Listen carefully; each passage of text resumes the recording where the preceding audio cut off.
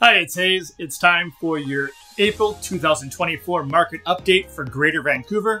We're going to cover a couple of the stats and then get into how to use this information in the takeaway, as well as some of the rule changes that has happened, more importantly for the first-time buyers. Our listings have gone up 23% from the time last year. This is great news for buyers in particular, as there will be more selection for you to choose from. There were 5,002 newly listed homes across all three types, detached, attached, and townhomes in Greater Vancouver, bringing our total up to 10,552 homes. So with that, let's take a look at the sales to active ratio. The current combined sales to active ratio is 23.8%, with detached at 18.2, attached at 31.3, and apartment at 25.8. So we have these ratios. Now, why would you care? Good question.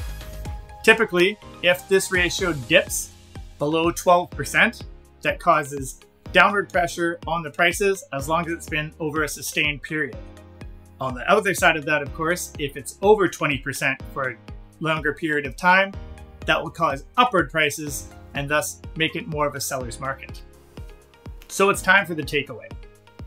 Now, what will you do with all of this information? The fact that we have a lot of homes now on the market is a great time for buyers to get out there. Now, you do hear a lot of people saying that they're going to wait for the rates to come down. This might not be the best idea, simply for the fact that when the rates come down, more buyers will come into the market and thus will cause possible competition for prices, as well as just more activity, which in turn could push up the prices. So if you're a buyer, you may want to strongly consider getting off the sidelines now and finding a place to purchase before the rate drop happens, which people are speculating to be either June or September of this year, but nobody has a crystal ball, of course.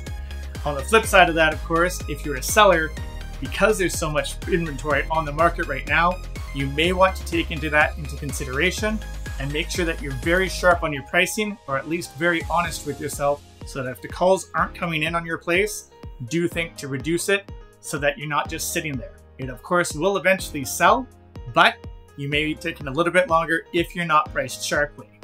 One of the major changes that's happened for the first-time buyers is the RRSP withdrawal has now been moved up as of April 16th from $35,000 to $60,000, as well as the extension to pay that back is now up to 5 years. So this is definitely going to help out first-time buyers trying to get into the market. It's a great system to use and it will help you indefinitely. Another change that has happened is the property transfer tax has now been extended past $500,000. So now you get zero property transfer tax up to $500,000. You get a 2% from $500,000 up to $835,000 and a sliding scale from $835,000 to $860,000. Rough and dirty, the 2% works out to $1,000 for every $50,000 over the $500,000 limit. My name's Haze, and if you have any questions about anything that I just covered, feel free to get a hold of me, either via DM or you can text me at 604-522-4777. Take care.